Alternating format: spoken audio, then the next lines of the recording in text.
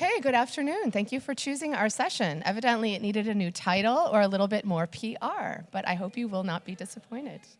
So today we're going to talk about a subject that is actually near and dear to my heart, which is talking about learning, but for the frontline, right? Which is often a population that's overlooked. But not just the frontline. In this case, we're going to talk about high-stakes environments, where actually having a skill or not having a skill is really a matter of life and death.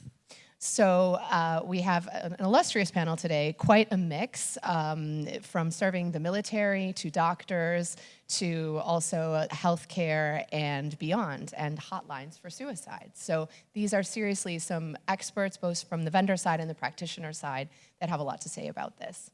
So for the frontline, it seems that a lot of time and energy and resources really focused on the more technical skills around, immediately how to fly a plane or operate a machine, that kind of a thing.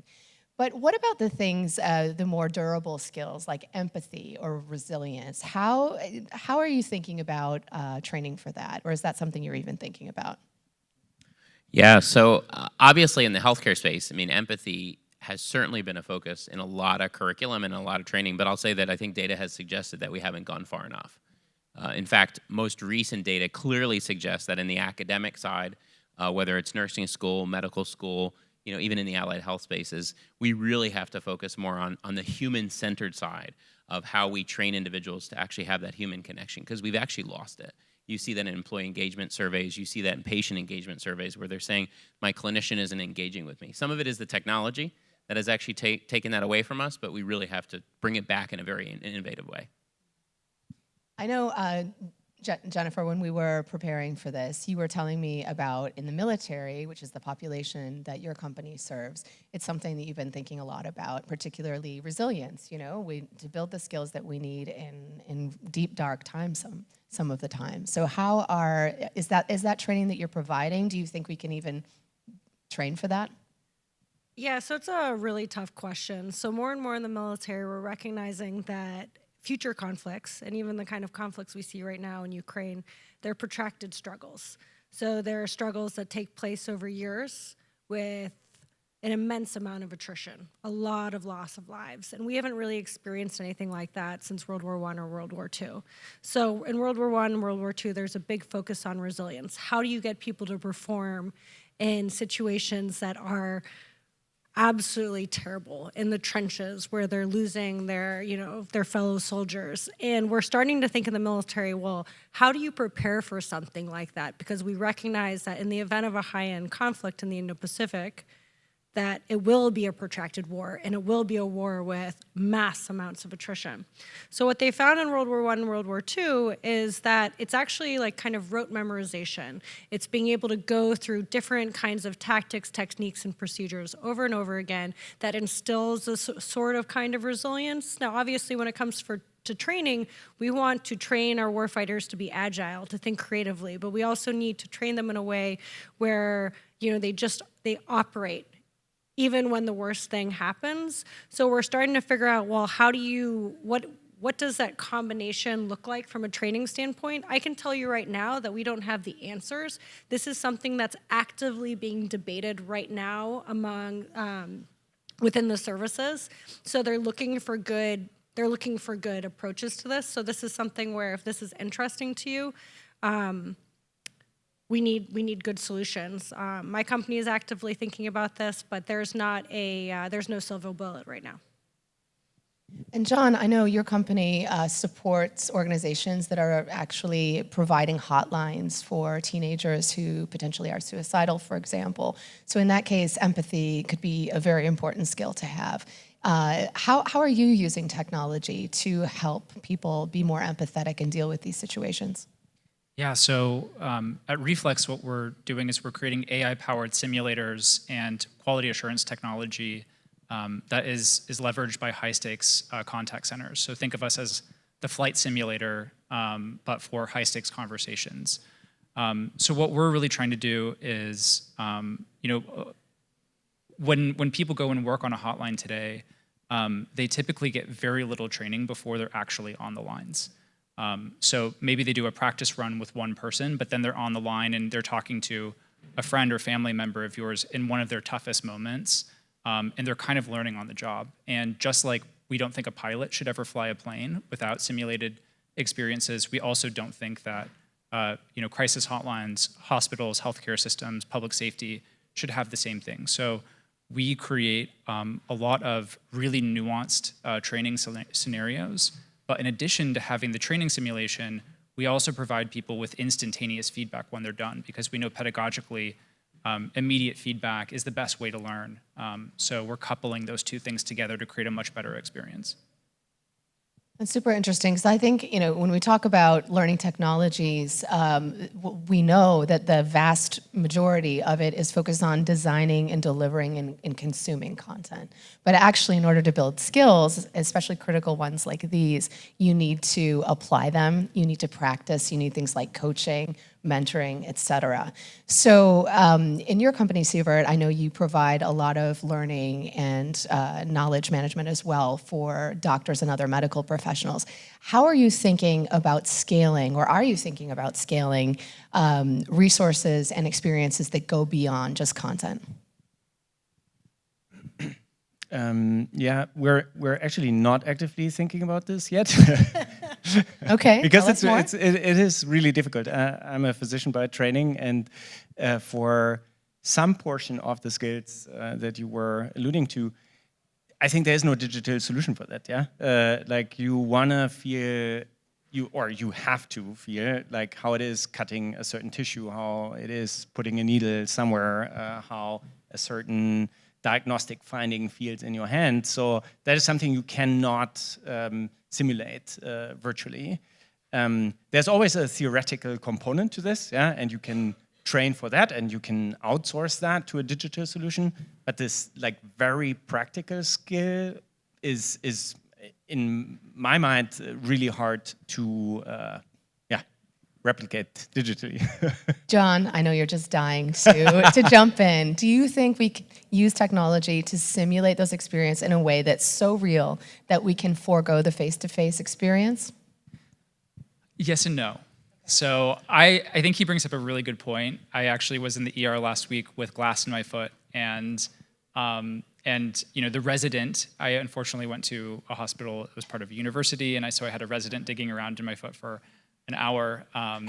And so I can completely understand what you're saying, where like it might be that was training on the job. Be very difficult to reproduce that, but I do think that there are a lot of skills, especially communication, empathy, openness, a lot of different soft skills that can be learned through simulation, and in fact can be better because when you're practicing those things, you're in a safe environment. You're not actually practicing on a real person where the stakes really do matter. Go for it. So what's actually really interesting in the military, so for the longest time when I would be working with military professionals, there was this desire to, go through different training scenarios in the live environment. They want to experience the dirt, the dust, the sweat of live combat. They want to be in a plane. They want that, Top Gun type experience. But what's really interesting is when we're thinking about the high-end future fight, the best experience you can possibly get is in a simulated environment. And the reason why is there's a lot of effects that you cannot bring into a live environment. So I'm not going to conduct a cyber attack or a cyber effect on a given platform within a live environment because it could put the platform at risk, so a plane. It could put the warfighter at risk. And when it comes to things like the electromagnetic spectrum, I could be putting local civilians at risk. So I could be undermining, say, local hospitals' access to the spectrum. So we've realized that when we think about that high-end fight, where we're going to be using a series of non-kinetic and kinetic effects, we need to do it within a simulated environment. And that is the best place to get that kind of training. And then when we start to think about our higher-end platforms, of course, everyone's, I'm sure, heard about like the F-35 or 5th or 6th gen platforms in this room. The only place that you can really turn on the bells and whistles of those platforms, so the classified capabilities from a sensing standpoint, is in a simulated environment. Because if you use it within a live environment, you're going to expose those capabilities to ever-curious adversaries. So more and more and more, we're seeing the shift in a military context where we're moving away from live simulation towards virtual and constructive, so computer-generated simulations, to get that real kind of experiential learning. Wow, that is super fascinating. A lot of the work I do is with, companies that are primarily white collar, office workers, et cetera. And it's definitely a very different world, isn't it? And one thing I think about is when we think about learning technologies and the solutions that are being built, often the goal is, to make learning slicker, faster, and cheaper.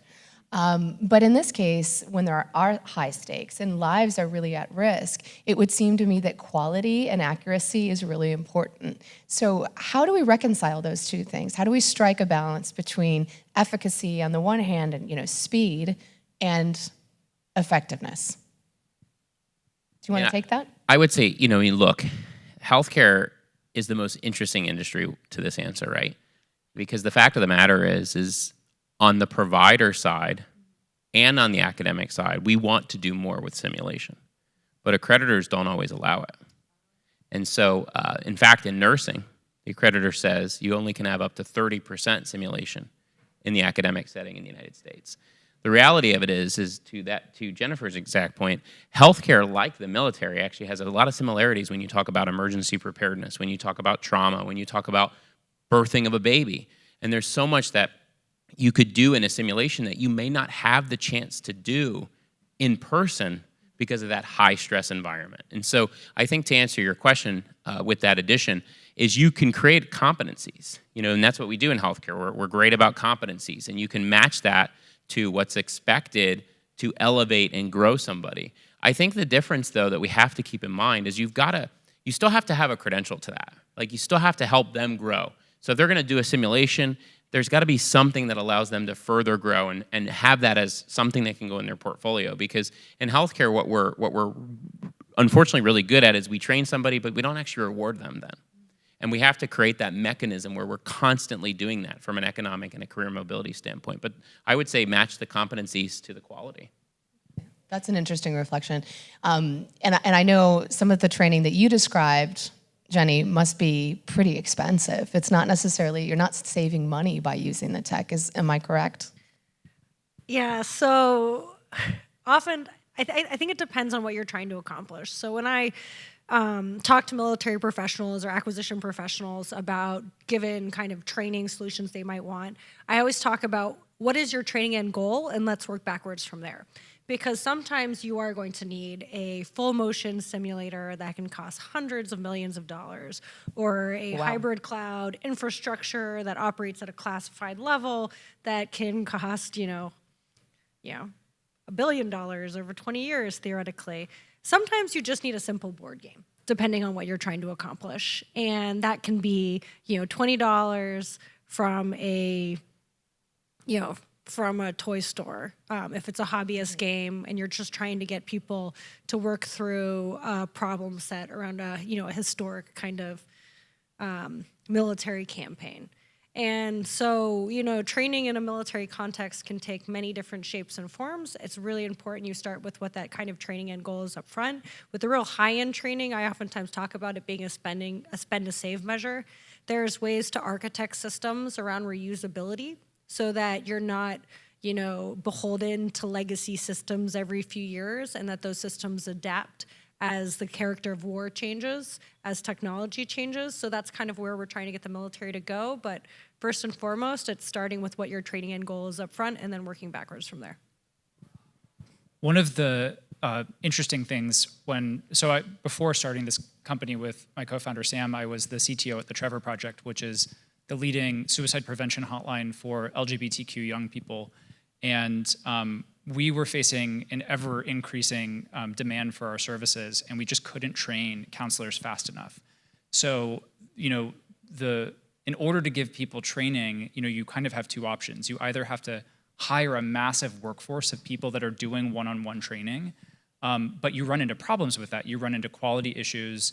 you run into people who get really fatigued by those kinds of trainings because it's really not a fun experience to imitate being a suicidal teenager, for 8 hours a day, 5 days a week.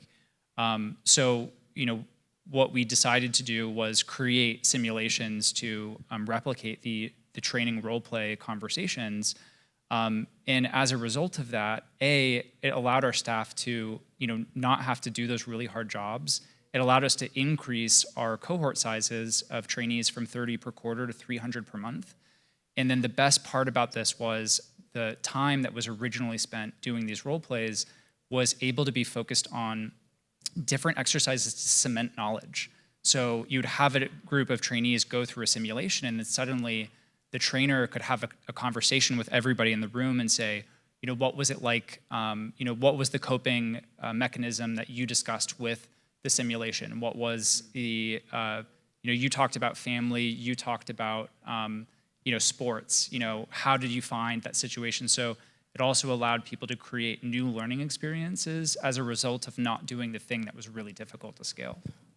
That's really interesting. So it's almost about freeing up the humans to do those more human things, to be able to then do some coaching or do some mentoring or some of the other aspects that we discussed before.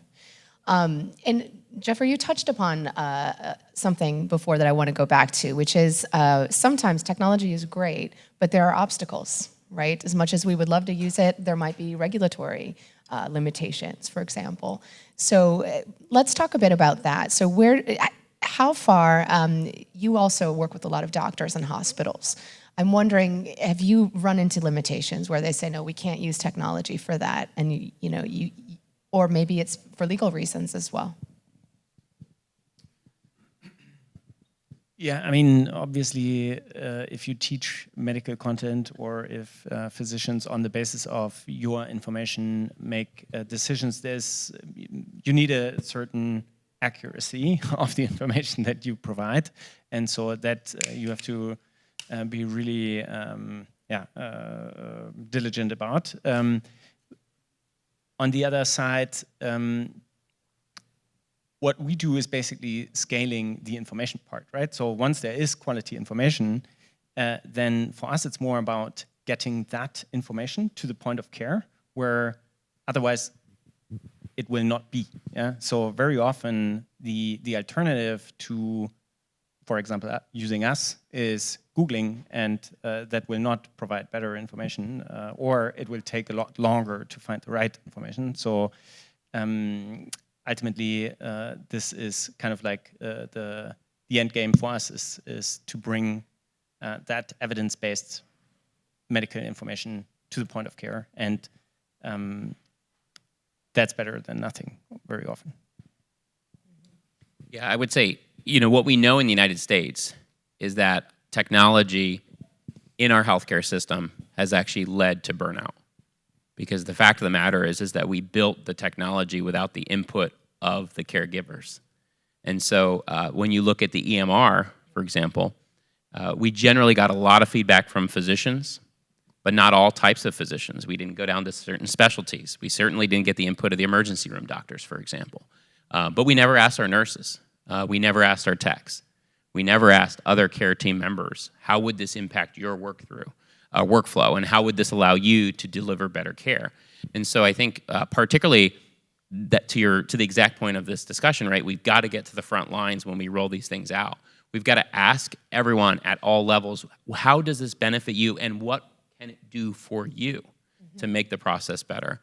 I think about it from the vantage point of, in my view, having served in both education and healthcare, I think oftentimes regulation and accreditation can actually hold us back from really advancing in a more human-centered way. So if you look at, I referenced nursing and imaging, we can't use any simulation in the academic setting. If you use it, you can use it, but it's not going to count towards your clinical experience. Well, think about that. I mean, you've got to have 100% clinical experience then in the hospital setting at a time where they don't have enough clinical placement sites and they don't have enough educators in our hospitals. We have a shortage in education among nurses, among imaging, among every service line because of where we sit. And so when you think about high-stakes learning, we've created a system that's not really supportive to really deliver not only equitable, but really effective education, unfortunately, in healthcare. Wow, that's really quite shocking in a way. And it makes me think about, of course, there would be no panel in 2024 complete without mentioning AI, no? And so artificial intelligence, I'm wondering, is that an opportunity or is that going to be another obstacle when we think about some of the worrying use cases and the issues with bias, with hallucinations, things like that. I'm going to direct this especially to the providers that are building the tech. Maybe, John, you want to chime in. How do you think you could use AI to evolve the solutions you're building, or are you staying away from it? So AI is in our name, so we are definitely doubling down on AI, but responsible and safe AI and security are really kind of paramount to the existence of our organization, right? So, we have, first of all, 100% of our staff, regardless of role, are trained in AI ethics, cybersecurity, HIPAA, and harassment prevention. We have very diverse ways that we source data. We have clinical advisors and ethics advisors, and we engage in participatory design. So especially when we're designing simulations, if we are designing a simulation of an Indigenous American or a transgender person, we are sourcing input from those individuals in the development of the system. So we really want to make sure that the people who are impacted by this are involved and have a seat at the table. And then the second thing that's really important to us is just knowing where to draw the line with AI. So, I would not get on your flight later if it was, flown by ChatGPT. I certainly would not want, a loved one, contemplating suicide to get on the phone and talk to an AI voice assistant to de-escalate them in a moment of mental health crisis. So where we draw the line is we will train the people who support individuals in moments of a crisis or in healthcare, public safety, education, but we will not automate them out of that job because we think it's irresponsible. From a commercial standpoint, is that an issue that you deal with, that there's this fear around using solutions like yours? Do you have to do a lot of educating around that? When we started doing this work at the Trevor Project, and then even more recently with some of the work that we've done in the veteran community, the hardest thing that we've had to combat is the misconception that we are providing a simulation for people to talk to. So it's really been more of a PR problem for us in trying to explain to people, we are training the people who have these conversations. We are not automating them out of having the conversation. So it's really been a messaging thing. We've come up with some strategies in how we kind of front load conversations that we have with partners about that. And as we've kind of changed our messaging, it's really kind of streamlined those conversations. It's interesting, it gets a bit meta. It's like we need to educate people about using AI to educate, right? Maybe that's what it boils down to. Are you thinking of applying more AI to the solutions that you currently offer, and how? What opportunities do you see? Yeah, I mean, every opportunity also has its threats. And for us, it's on a meta level similar to what you just described, that there are certain use cases that make a lot of sense for us, that help us basically with tedious, repetitive tasks, and where there's still a human in the loop to control for the accuracy of the content. But there are things that for us, at least in the foreseeable future, are no-goes, which are like chat agents in front of like healthcare professionals that give advice, is something that we wouldn't do, because we think the risk is too big for that. And it might also not be needed, to be honest. There are other ways to get information quickly to the provider without having a chatbot interface in the end. And Jenny, in the military, I'm sure there's some restrictions around, from a security perspective. And so what are you seeing? Because the military often is the #1 innovator as well when it comes to using new tech. So in the military, the big thing we talk about is what's called the OODA loop. So it's the this what? Excuse me? OODA loop. It's OODA this loop. decision-making loop: observe, orient, decide, act. And what we want to do is we want to speed up our OODA loop and move faster than the OODA loop of a potential adversary. We want to make quicker decisions in the event of a conflict. Now, we want a human to be the decide, act portion of that OODA loop. So we oftentimes talk about the fact that we want to be in the OODA loop or on the OODA loop. So we're overseeing that entire decision-making structure. So we're looking at bringing in AI applications that help with the observation piece, the orientation piece, bringing that data together, presenting it to a commander in a way that's useful. We want them to be able to be making a decision, and then we want a human to be acting on that information. So that is, when it comes to like the integration of AI, those are kinds of the places where you're looking. Now I'm gonna make two caveats here. One is gonna be somewhat tactical, and I think another is a little bit more kind of profound and should give us all pause. So when we think about, the development of AI-based models and machine learning, obviously it's fundamentally just dependent on the data set that you're working with. Now, warfare is full of the unexpected. We oftentimes talk about how it's full of fog and friction. So if you develop a model and it's like, you're testing some kind of AI agent out in the California desert, and then all of a sudden you're using it somewhere else, and maybe it's the Arctic or whatever, we're not going to expect that model to perform the way we expected it to perform in that California desert. Everything about warfare is going to be unexpected. That data set will never be correct, quite frankly. So we have to be comfortable in warfare with the fact that the models that we're using are not going to be as performant as we expect them to be. So we have to be constantly thinking about how do you account for that, which is where simulation comes in, experimentation comes in, ideally training, because we want our warfighters to be able to also account for that. Now here's, I think, the more profound kind of conversation. I started with this OODA loop. We want a human in or on the OODA loop.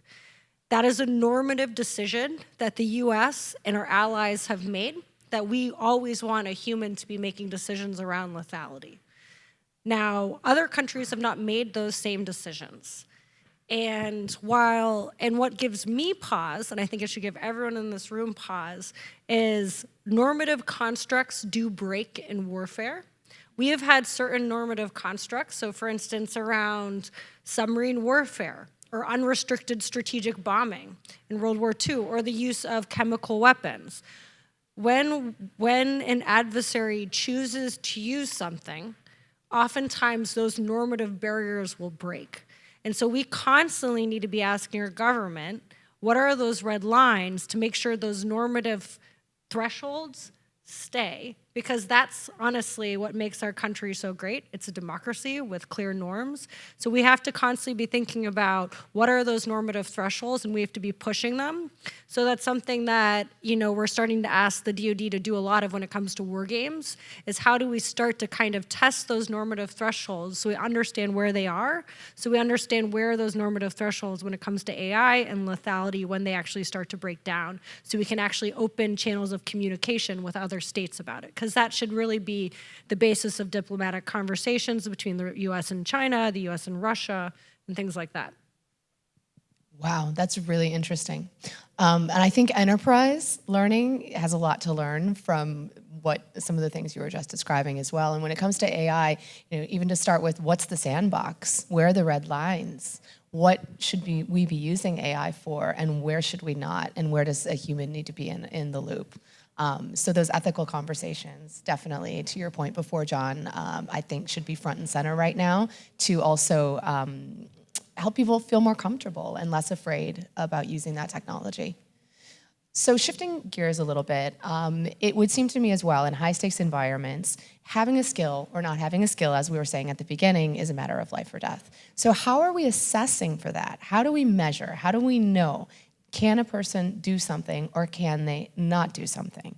So in an organization, whether it be civilian or the military, how do we know where our gaps are? What do people know how to do? And then how do we ensure that we're actually closing them through learning and development training opportunities? You thought about that at all? Who wants to take that? Yeah, so let me just say, first of all, to the AI point, just to add in, obviously Siemens has been a leader in AI for a very long time.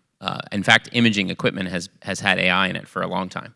Most people just haven't realized that. But we are very excited about to the earlier point, right? The earlier detection, the technology that has to help pinpoint certain things that a human cannot necessarily see, or the previous technology cannot necessarily see, has great benefit. But the one point I'll make there that's really important in the United States is we have to make sure that AI does not make the mistake that we as humans have made in healthcare. And that is that we have developed solutions that are not equitable in healthcare for a very long time. For example, the pulse oximeter, pulse ox.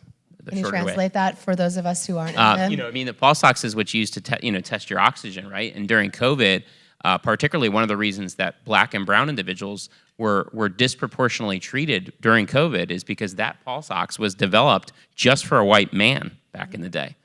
And so systemically, we have a healthcare system that has never really been developed in the US to meet all of the needs of our entire population. And so what I've always said and what we say at Siemens is the AI has to do a better job of that. It has to, or we're just going to continue to perpetuate an inequitable healthcare system that does not create really quality care for all. But to your point, though, around how can we truly measure, we've got to have, in healthcare, we do root cause analysis. Not probably too dissimilar from the military, because a lot of times healthcare learns a lot from the military, and obviously in civilian healthcare, we learn a lot from the VA, actually. But when we do a root cause analysis and we specifically look at what went wrong, what could have been done differently, one of the things that you learn in there is that oftentimes we're humans, right? We make mistakes. And I'll give you the case of Nurse Rhonda in Tennessee, which some of you may have seen. And I applaud Common Spirit Health. Common Spirit Health recently had Nurse Rhonda come, and Nurse Rhonda shared her story as a nurse at Vanderbilt University. Nurse Rhonda made a human error in essentially the dispensing of medication that ultimately led to the death of a patient. But she didn't make she didn't choose to make that error. She made a human error. And in her circumstance, her health system did not stand by her. When it went to court, her health system actually put her out in the open and said, no, that was Nurse Rhonda's mistake. Well, what was discovered in that case was actually it wasn't Nurse Rhonda's mistake. It was actually the mistake of a pharmacist. It was a mistake of a pharmacy technician. It was a mistake of the entire system not working. And so in that root cause analysis, what we learn is that there's a lot of pieces in the cycle that ultimately, if it doesn't work, we learn, or we don't do it right. And so to your point on high stakes learning, we have to do that more often. One of the things in healthcare that I know is also, I believe, a military thing is called debriefing. Really, really important. We don't debrief enough in healthcare. And why debriefing is important is when you have a tough, high-stakes situation, a suicide, a trauma, a murder, whatever the case is, that clinical staff had to go through the most difficult point in time, the death of a baby, really difficult circumstances. And then when you don't debrief, you're putting them back on the front lines, not taking the time to allow them to process what just happened and potentially look at what could have been done differently. And so debriefing has to be a standard protocol. And I would actually encourage for those in academia, if you don't do debriefing on the academic side, bring it in and do it. Debriefing is really, really important. If I may add to this, I think this is not even happening. And at least where I come from, debriefing is a concept, but it is more a blame game. It's actually you get together as a cross-functional team, and then it's about, oh, it was your fault. So this is not a learning environment. Unfortunately, it's not to say that I like this, obviously, but at least in Germany, we're very far behind in this regard. And I wish there would be something like a black box that you have in aviation or in military, where you look at things objectively and try to find the root cause. I typically spend my time criticizing how we do things in the military, and I'm feeling very good about how we put in place our training apparatus. We always have what we call after action reviews, so debriefing, as you were talking about. When it comes to simulated environments, there's such immense power for us to be doing this better, which is typically what I focus on. So in the past, what we would typically do is we'd have a live kind of exercise. There would be note takers, making sure that everyone meets what's called mission essential task lists. So it's the different tasks that we expect people to be able to do to accomplish a mission. Afterwards, you'll all get together in a big room, maybe like this, and you'll kind of discuss how everything happens and what we can learn from that. with simulated environments, virtual and constructive environments, we can capture every single tick within that simulation, and we can use that to conduct after-action reviews. So they're far more immersive, far more experiential. We're using that kind of data to pull things together. We can use AI to provide targeted, individualized learning through that simulated environment based on the kind of maneuvers you're making within a simulation. And the thing that we're really pushing into, which I think has so much power, is, we all know what a good team looks like, but how do you measure a good team? What are the objective kind of quantitative indicators of that? It's a fundamentally kind of qualitative problem. So it's something that DARPA is looking at. So the Defense Advanced Research Projects Agency, it's the DoD's kind of far-looking R&D, research and development arm. They were behind the internet with ARPA, so just in case people aren't familiar with DARPA. But anyway, so they're really looking into how do you measure collective training efficacy. It's something that's really very challenging, so we're starting to use biometric sensors and AI to understand what could the attributes of collective training look like, how do we optimize against that so we can push forward better teams within a simulation context. And then what's pretty interesting with the military too is more than just human-to-human teams, we recognize that the future fight is really about human-machine teams. So how do we operate effectively as a team? So then how do you optimize performance in a human-machine team? How do we optimize the individual, and how do we optimize the machine itself? I mean, if all of this exists, why is it not translating to other industries? I mean, I really wonder. Like, some of this are just why techniques. Why are we not applying more of this in the enterprise? Is what the military really is probably the foremost R&D engine when it comes to learning and learning technology. It always has been. I just wanted to go back to something you said before, Sievert, around the finger pointing. As a doctor, you said, okay, fine, we're debriefing. In theory, we're doing this. We're getting together in a room. But at the end of the day, you're saying, no, it was their fault, or this. And I think as well, it's really important to take a step back and be very honest about where learning or where training is the answer, and where that's really the way to fix the problem. To your point before, sometimes the system is just broken, and no amount of learning, no amount of technology is ever going to fix it. Or in the case that you described, if there isn't psychological safety, Amy Edmondson coined that term. What that means is if people don't feel comfortable raising their hand and saying, I don't know, or I'm not comfortable, right? If that kind of an environment doesn't exist, and often the dynamic between doctors and nurses, for example, there's a hierarchy there where the nurse might actually know that the pill that was prescribed, that was given to the patient was not the right pill, and they feel too scared to speak up. I'm kind of going off on a tangent here, but I just think it's important to reflect on, this is a technology conference, but it's not just about the technology. It's about something much bigger than that. At the end of the day, there's humans in the mix, no? So maybe we can just end it there. I think we're almost out of time. We have a minute or so left if anyone has any questions or would like to share anything. No? Are we good? All good? Any last thoughts? I have one last thing. One last thought. Yeah. So it was kind of about the last question about AI and ongoing assessment and stuff like that. And so I just want to share a little bit of a scary statistic, which is, we talked a little bit about the training simulation technology that we develop. We also develop quality assurance technology that monitors ongoing conversations when people are working on the lines, whether it's suicide prevention, healthcare, education. And in today, does anybody have any guess for how many crisis conversations are QA'd in the United States? No guess. It's fewer than 3%. So 97 calls out of 100 that are made to these lines, the person gets zero feedback, right? And the people that do get feedback, the lucky ones, in that 3%, there are all kinds of issues like you were talking about that come into that, right? Human biases come into play. And so the ratings that people are giving are different, depending on who's doing the evaluation. So one of the areas that's really excited us with AI is, provided you are going about developing the models in a best-in-class way with things like DEI in mind and fairness in mind, the models can actually, give you coverage on 100% of conversations, but also do it in a more objective way than if you tried to deploy humans across that kind of a scale. I like how we can end it on a moment of hope. That actually. Well, thanks for joining us. I know it's late in the day. I hope you enjoy the rest of the conference, and see you later.